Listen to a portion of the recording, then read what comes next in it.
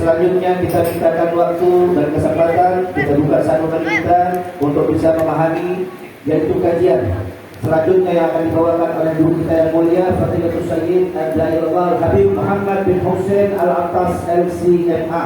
Ilaihi falyatafadhal mashkura. Shallu 'alan nabi.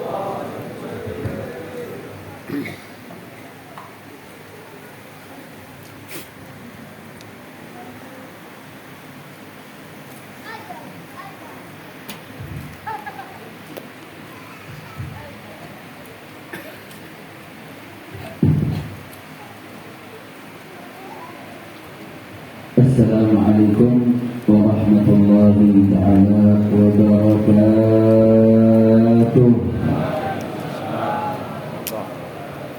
Alhamdulillahi rabbil alamin. Wassalatu wassalamu ala atammanil akmalani al-adwanil mutalaziman ala sayyidina wa habibina wa syafi'ina wa qurrata a'yunina nabiyina Muhammadin wa ala alihi al-tahirin wa ashabihi al-ghurril mayamin wa man tabi'ahum bi ihsanin ila yaumiddin. Allahumma akhrijna min dhulumatil wahmi wa akrimna bi nuril fahmi وافتح علينا بمعرفة العلم وسهل أخلاقنا بالحلم واجعلنا مما يستمعون القول ويتبعون أحسنه برحمتك يا أرحم الراحمين والحمد لله رب العالمين. تقبل الله منا ومنكم تقبل يا كريم. بسم الله الرحمن الرحيم.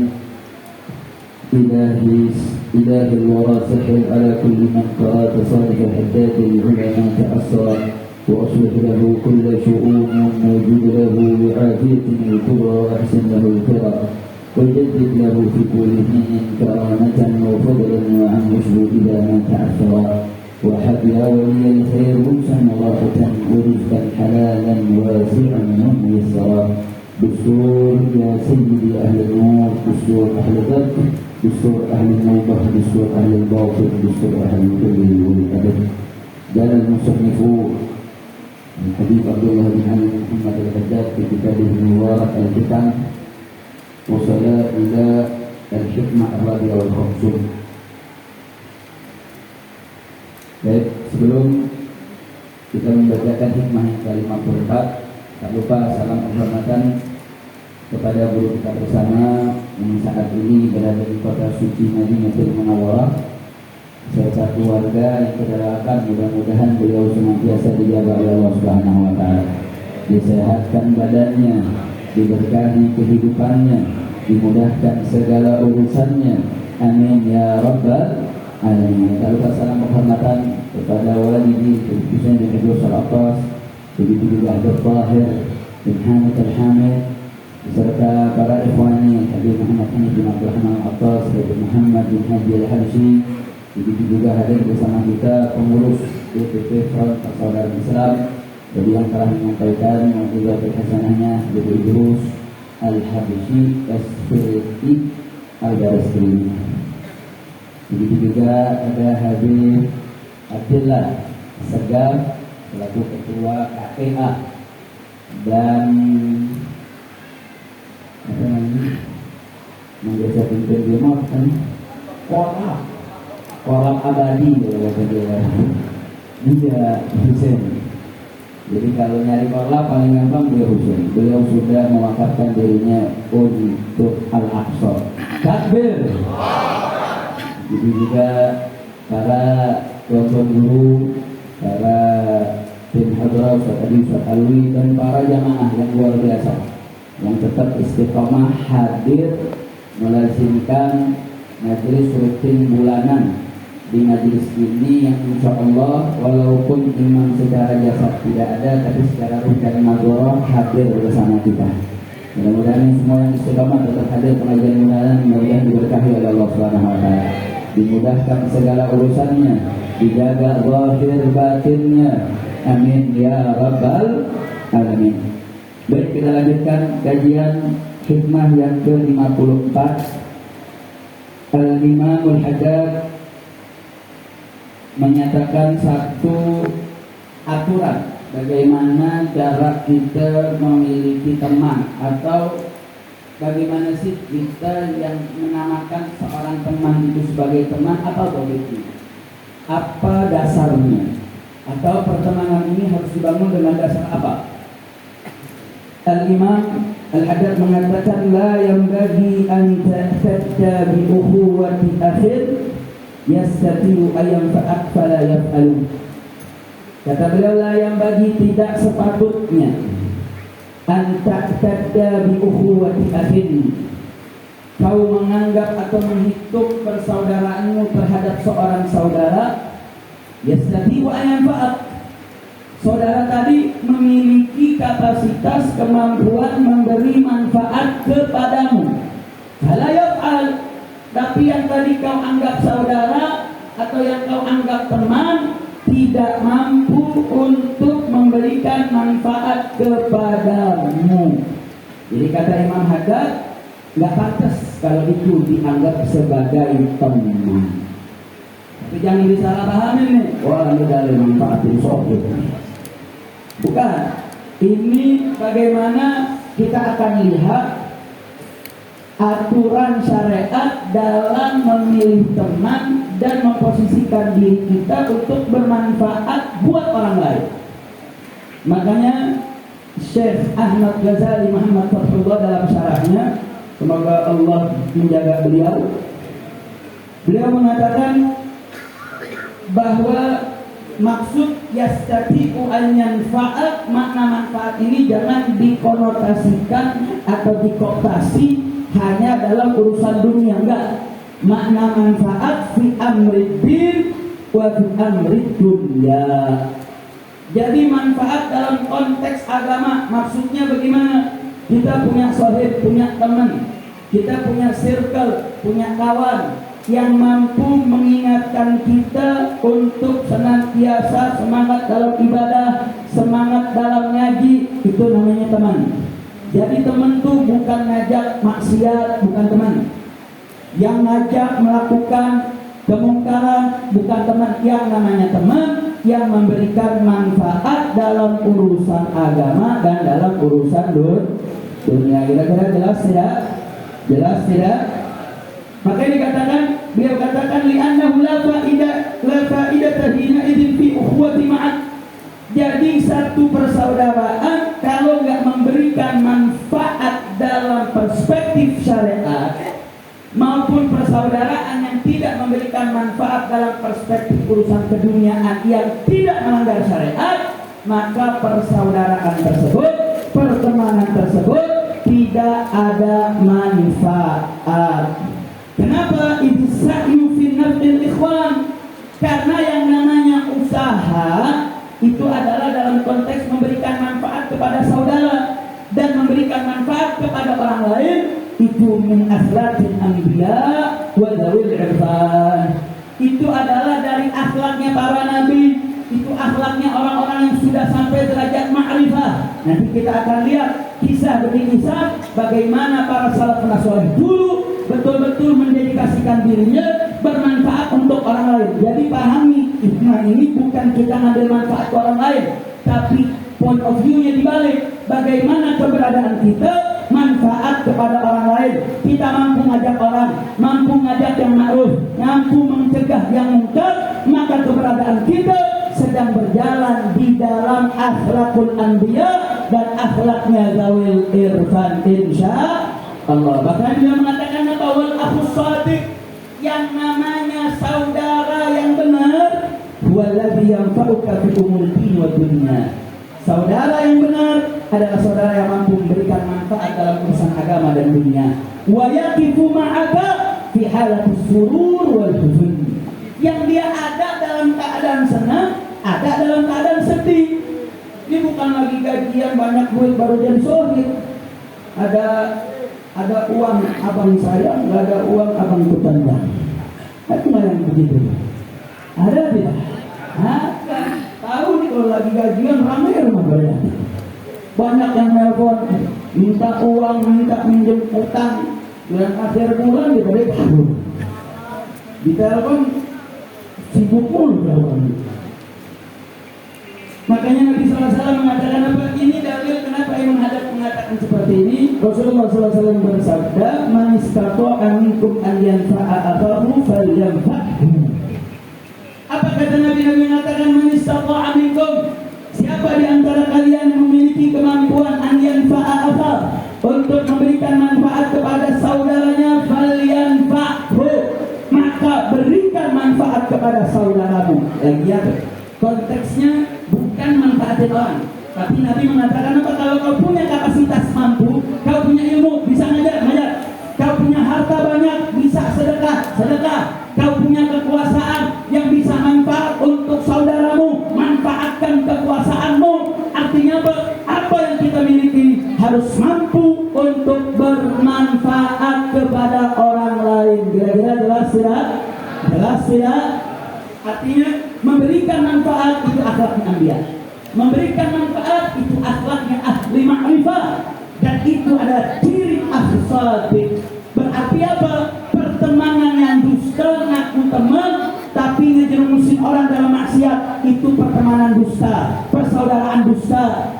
Mengaku berteman, bersahabat tapi dalam keadaan merugikan kehidupan orang lain, itu pertemanan dusta, bohong, hanya sekedar fun saja dalam perspektif pandangan syariat. Makanya dalam riwayat yang lain, amma alladhi yusadiquka fi 'ali ar-raha wa yaqul anka fi 'ali syiddah fala ta'tabiruhu sadiqan lah.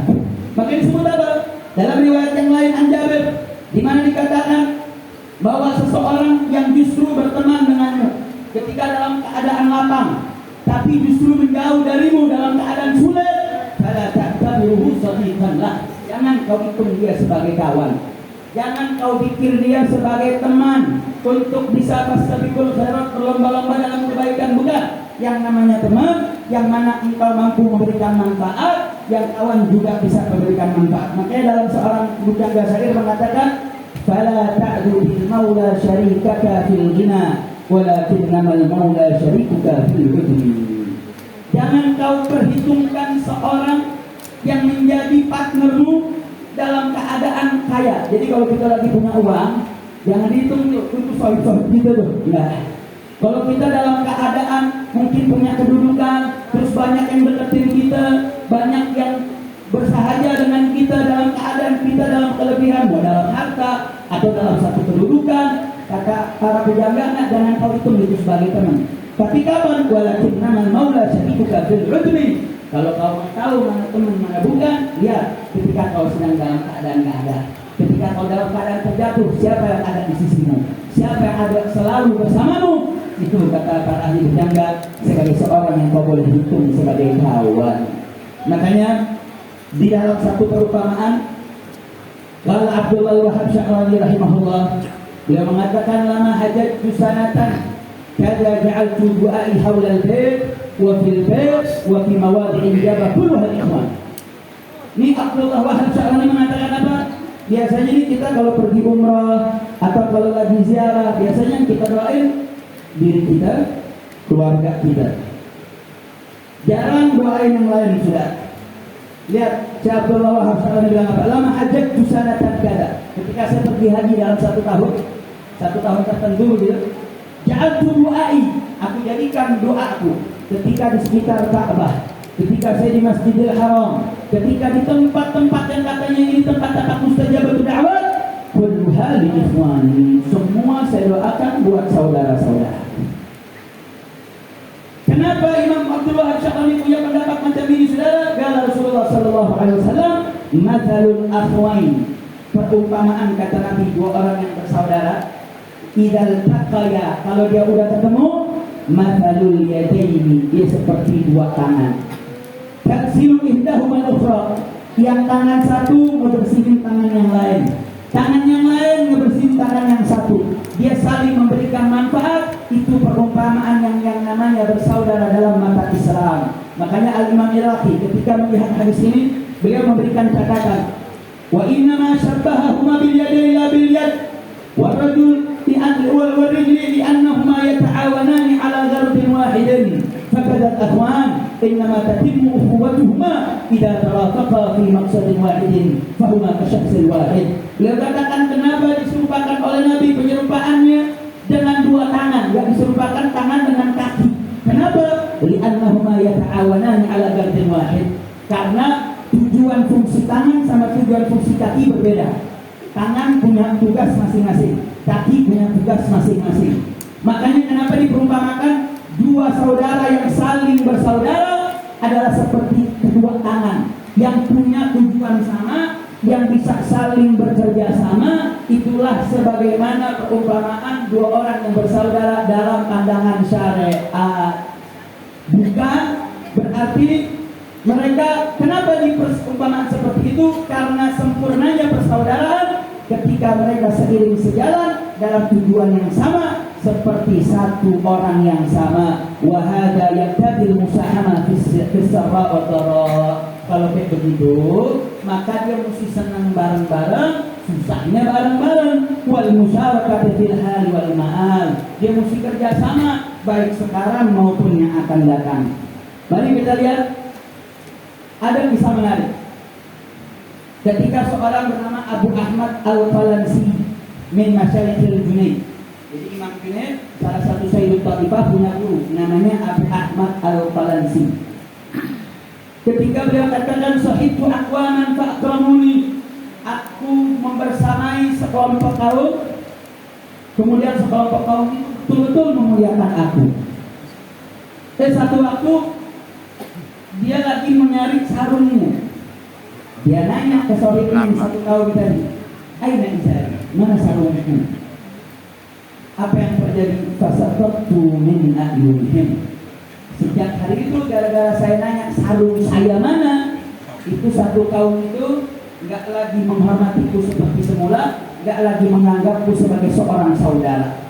Akhirnya dipertanyakan, kok bisa berubah macam itu? Berkatalah Ibrahim bin Syaiban, kunna la nashab man qala na'li. Kita enggak bakal berteman atau akan berkumpul bersama ketika ada orang mengatakan ini sendalku, ini bajuku, ini milikku, segala yang disebabkan kepada aku itu bukan menjadi bagian dalam aturan kelompok kami. Maksudnya apa dari kisah tersebut? Anna suhbah idza hasalat, kalau tidak ada pertemanan, lam yabqa bainahuma syai' yahtassu bih ahaduhuma hatta yudifu ila nafsi. Oh, kalau yang namanya pertemanan dalam syariat, ketika dia betul-betul ada suhbah, maka kata ulama tidaklah tersisa ada sesuatu yang khususkan itu sarung saya, itu milik saya, atau dalam konteks kenegaraan, oh ini adalah urusan negara saya, oh urusan Palestina itu urusan Palestina saja, itu bukan urusan Indonesia, itu bukan urusan Arab Saudi, itu bukan urusan Irak, itu bukan urusan Iran. Kalau betul-betul persaudaraan itu melekat di antara negara-negara Islam, tidak ada pembatasan teritori negara. Artinya apa? Saat ini sudah terdegradasi makna ukhuwah, sudah terdegradasi makna persaudaraan, sudah jauh berubah makna persahabatan. Makanya dalam salah satu ketika Imam Sufyan Ats-Tsauri punya rumah. Imam Sufyan Ats-Tsauri ternyata lagi keluar, lagi melakukan satu urusan. Akhirnya sekelompok orang datang, getok rumahnya, dilihat kosong. Pada yajidu nggak dapat, bapak kamu masuk ke rumah. Wa antalu safrata wa akalu. sufrahnya digelar, makanan yang ada dikeluarin dimakan. Wahal. Akhirnya Imam Sufyan Tsauri datang.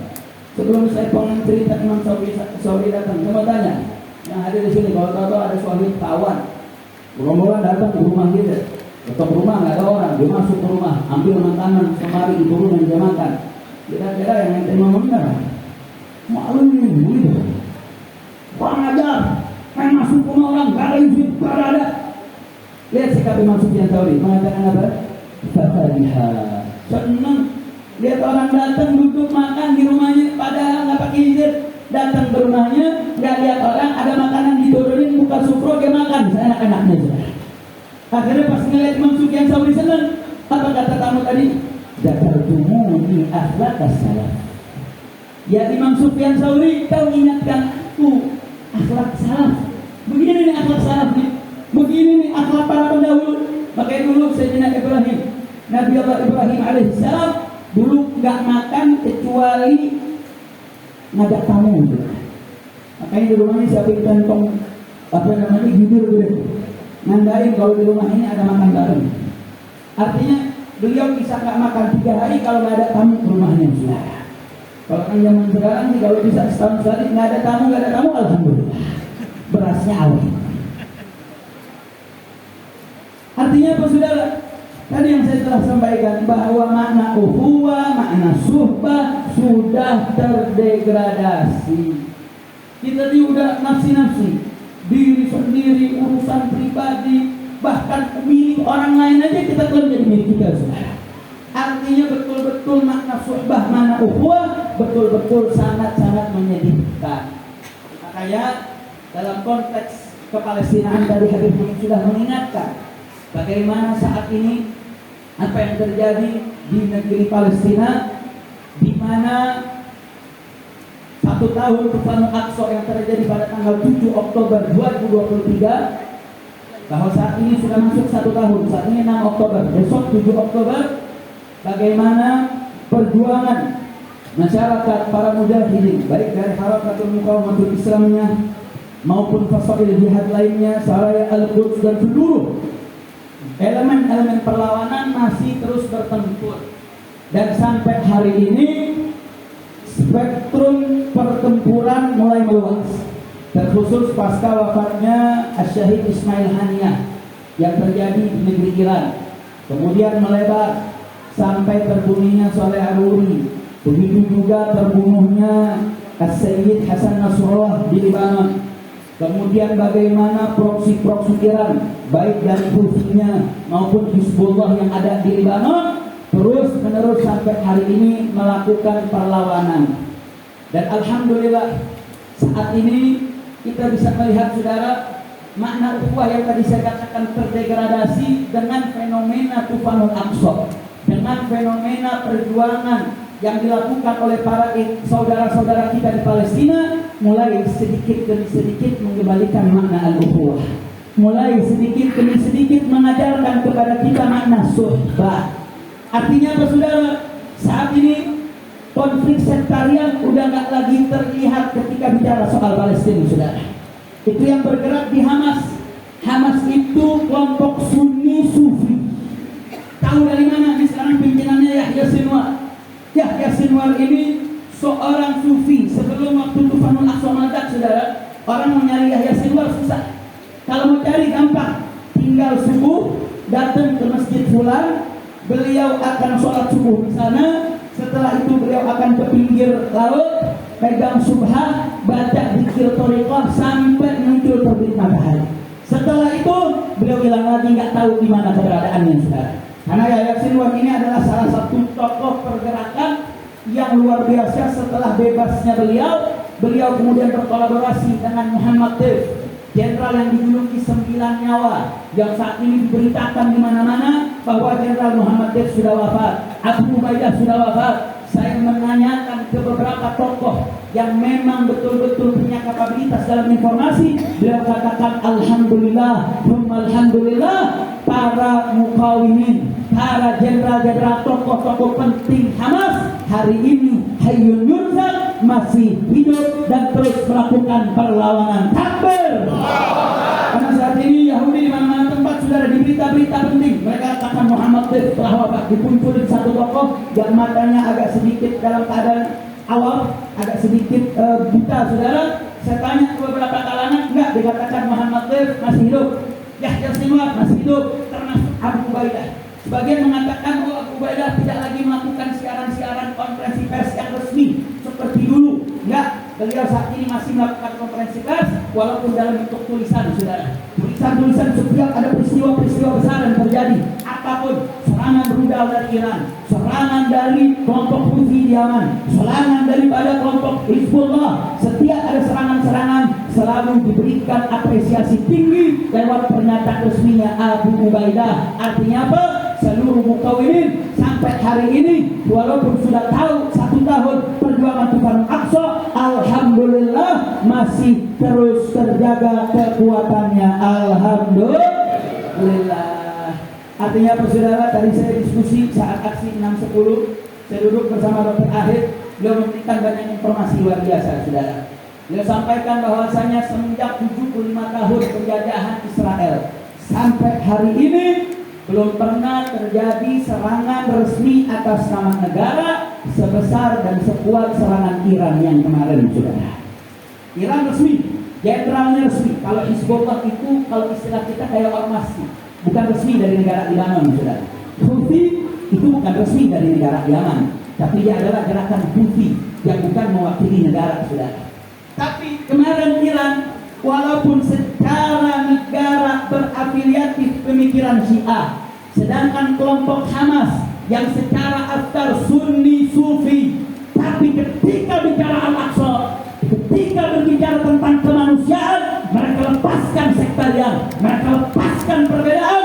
Ini menjadi satu harapan bagi kita akan kembali al-Ukhuwah, kembali persaudaraan tengah umat untuk menjadi titik balik kekuatan umat Islam dunia, insya Allah. Maka saya bertanya semua hadir di sini, siap bersatu, siap bersaudara, takbir.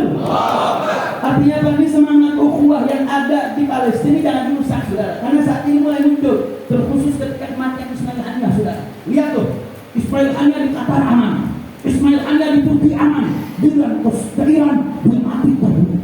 Jangan-jangan Iran ada kompromi, saudara. Ini gara-gara Syiah. Syiah emang selalu membuat kerusuhan di mana, saudara. Saya hanya ingin mengutip ucapan putrinya Ismail Haniyah. Ismail Haniyah mengatakan dia punya putri, saudara. Putrinya bilang, saudara, jangan tarik-tarik perjuangan pembelaan Masjid Al-Aqsa karena konflik sektarian. Ayah saya justru harusnya ditanya, kenapa sih kok ayah saya Ismail Haniyah jauh-jauh ke Irak? Kenapa kan negeri-negeri tetangga? Kenapa nggak perginya ke Saudi? Kenapa nggak perginya ke Yordan? Kenapa nggak perginya ke Mesir? Kenapa kok jauh-jauh ke Iran? Kemudian beliau sampai mati syahid di sana. Beliau katakan, kata putri Ismail Haniyah, beliau mengatakan dalam tasrihatnya di dalam media sosial yang terverifikasi bahwa itu dari putrinya, dia katakan andai kata negara-negara di sekitar negara-negara Palestina melakukan 1/10 saja apa yang telah dilakukan oleh Iran. 1/10, nggak usah banyak-banyak, nggak usah setengah, nggak usah 1/3, nggak usah 1/4, 1/10 saja. Setiap negara-negara di sekitar Israel, negara-negara yang berada di sekitar Palestina, mereka melakukan 1/10 yang dilakukan oleh Palestina, yang dilakukan oleh Iran terhadap pembelaan ke Palestina. Saya yakin, kata putri Ismail Haniyah, satu malam Israel sudah habis, hilang di atas muka bumi ini. Justru dipertanyakan kenapa Ismail Haniyah mesti jauh-jauh ke Iran. Artinya apa, saudara?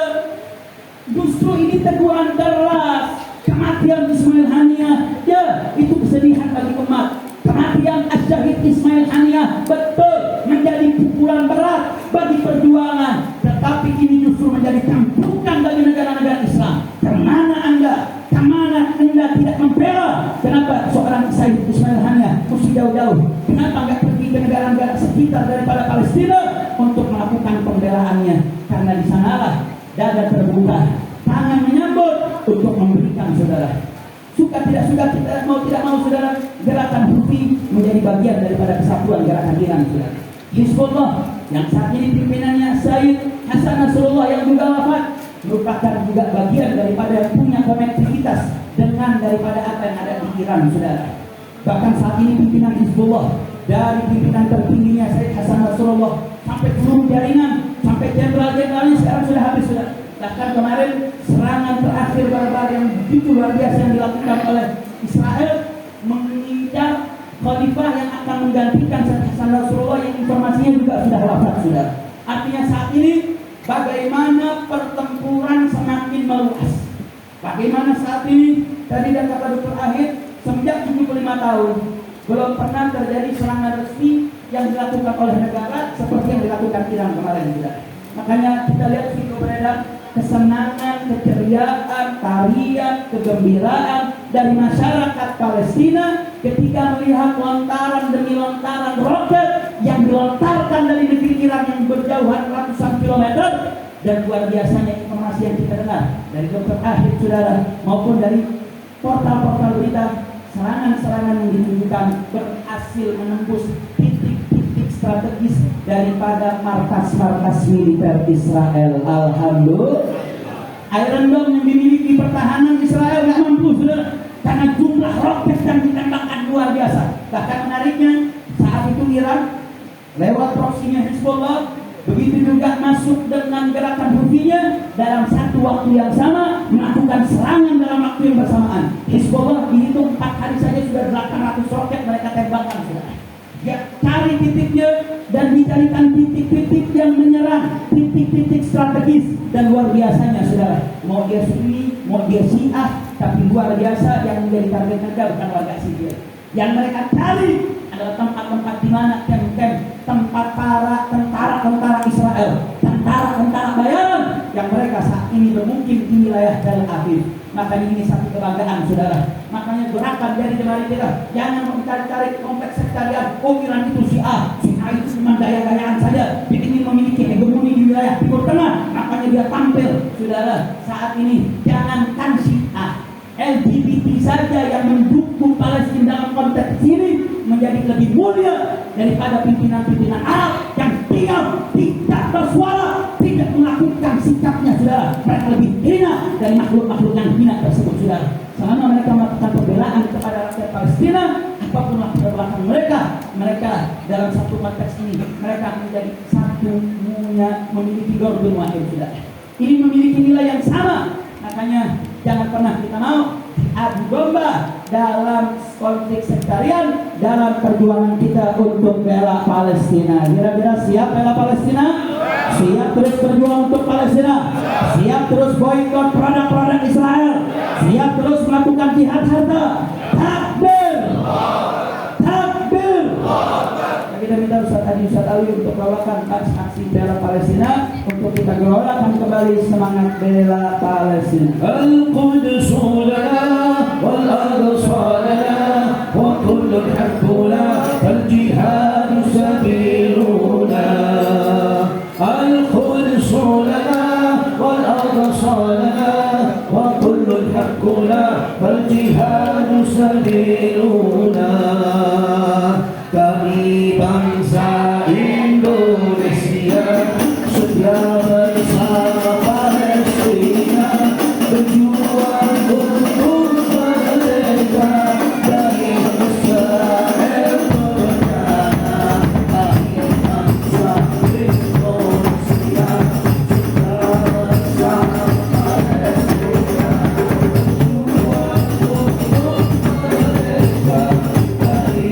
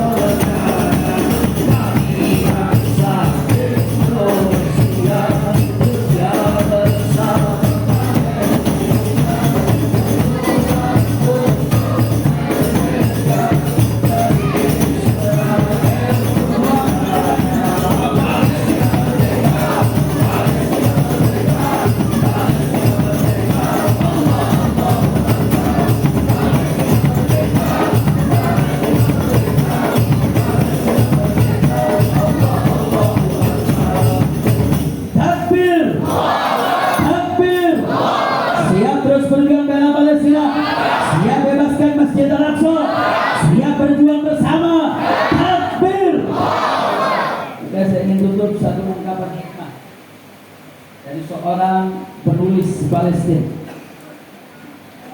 Beliau pernah mengatakan, "Lau kana al-wala'u lil ardi ma taraka an-nabiyyu Makkah. Walau kana lil qabilati ma qatala Quraisy.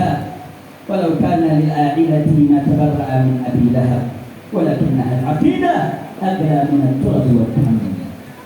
Beliau katakan, andai kata loyalitas dan kecintaan total itu ada pada tanah air, tempat kelahiran kita, maka akan Nabi Makkah.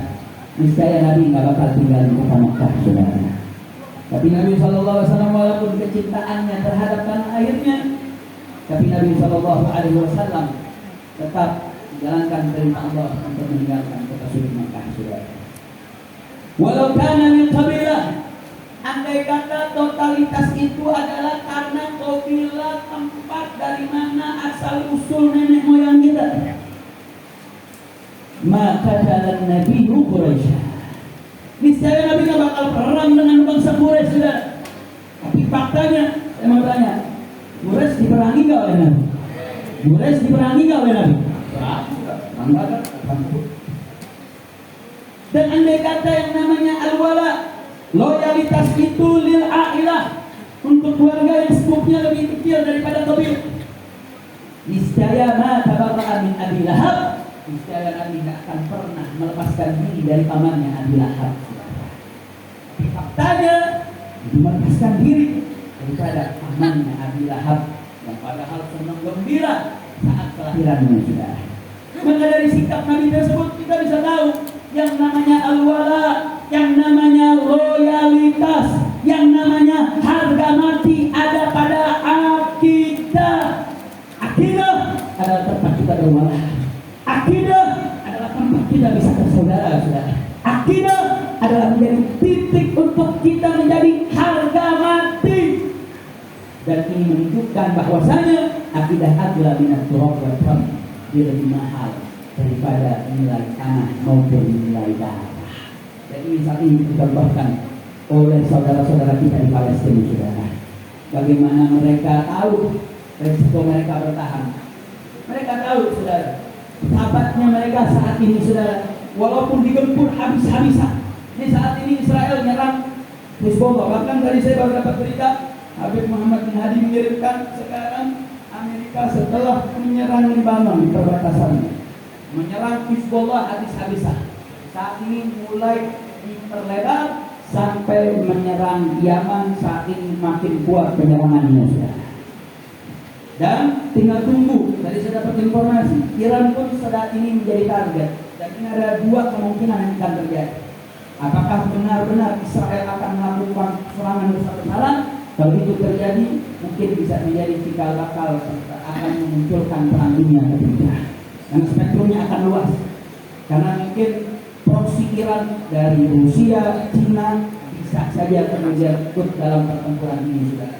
Karena saya dengar ada beberapa pangkalan daripada yang ada di wilayah sekitaran itu, pangkalan Syria mulai terkena imbas dari serangan Israel. Dan ini bisa memicu perang yang jauh lebih besar. Atau pilihan yang kedua, bahwa serangan ke Iran hanya bentuk balasan untuk menunjukkan marwah, untuk menunjukkan pembalasan saja. Artinya apa? Serangan ini akan terus-menerus semakin menguat. Makanya saya hanya ingin sampaikan, mari sama-sama kita rakyat Indonesia jangan pernah lupakan perjuangan saudara kita di Palestina. Ya, secara teritori kita dipisahkan, mungkin secara secara bangsa, ya bangsa Arab kita yang ada di sini bangsa Agam, saudara, bangsa Indonesia.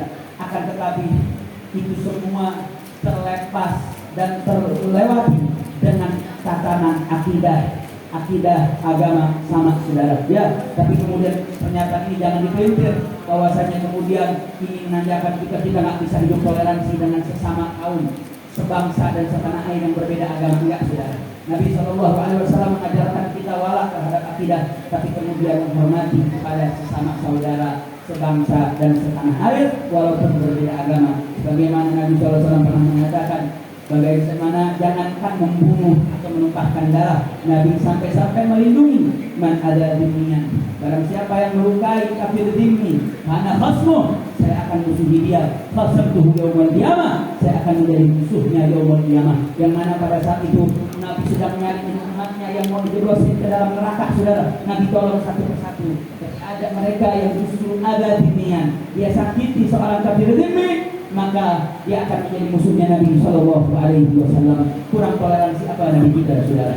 Aturan toleransi nggak usah diajarkan kepada ajaran agama Islam. Orang yang akidahnya kuat tidak akan kemudian bersikap semena-mena, bersikap kurang ajar, bersikap tidak toleran kepada saudara-saudara sebangsa dan setanah airnya. Orang makin kuat akidahnya, dia makin kuat ajaran syariatnya. Makin kuat syariatnya, makin bagus akhlaknya. Kalau sudah akhlaknya bagus, dia bukan hanya baik terhadap sesama muslim, tapi dia akan baik kepada sesama saudara sebangsa dan tanah air. Kecuali mereka kafir yang telah memerangi umat Islam seperti yang ada di Israel. Kalau Israel bukan lagi kafir ini, saudara, tapi mereka kafir harbi. Mereka bukan lagi boleh diperangi, tapi wajib untuk diperangi, untuk dihabisi, untuk dibunuh. Makanya apapun yang mampu kita lakukan untuk membantu perjuangan mereka, lewat jihad harta, lewat doa, lewat boikot terhadap produk-produk Israel, apa yang kita mampu itu menjadi satu kewajiban. Makanya Syekhul Azhar mengatakan, saudara, kewajiban kita membela warga Palestina itu sudah menjadi kewajiban syar'i, sudah menjadi kewajiban hukum sipil, sudah menjadi kewajiban tataran kemanusiaan, dan ini menjadi kewajiban akhlak, sudah berlipat tataran kewajibannya. Makanya Imam Ali Al-Khamenei yang sudah 5 tahun tidak pernah khutbah Jumat, saudara, kemarin berkhutbah melegitimasi serangan yang dilakukan oleh militer Iran, dan ini menandakan telah kembalinya secercah cahaya persaudaraan umat Islam di dunia. Mudah-mudahan persaudaraan negara-negara Islam semakin kuat. Mudah-mudahan dengan persaudaraan tersebut menjadi cikal bakal kembalinya persatuan umat Islam dunia, dan ini menjadi tanda kemenangan daripada umat Islam yang ditandai dengan dilebut kembalinya tanah Al-Aqsa, Masjid Al-Aqsa. Amin ya rabbal alamin. Dan mudah-mudahan selain Allah catatkan kita bisa pergi ke Haramain Syarifin Mekah Madinah, Allah catatkan juga kita bisa sholat di Masjidil Aqsa, kita bisa iktikaf di Masjidil Aqsa, dan kita bisa melihat Manaratul Islamiyah, kemenangan persatuan umat Islam di dunia. Amin ya rabbal alamin. Ini yang bisa saya sampaikan. Mohon maaf atas segala kekurangannya. Mudah-mudahan Allah berkahi kita semua. Maka setelah ini kita akan meminta sholat duhur berjamaah. Kemudian seperti biasa kita akan ada setelah makanan ruhi akan ada makanan jasadi. Insya Allah. Wassalamualaikum warahmatullahi wabarakatuh.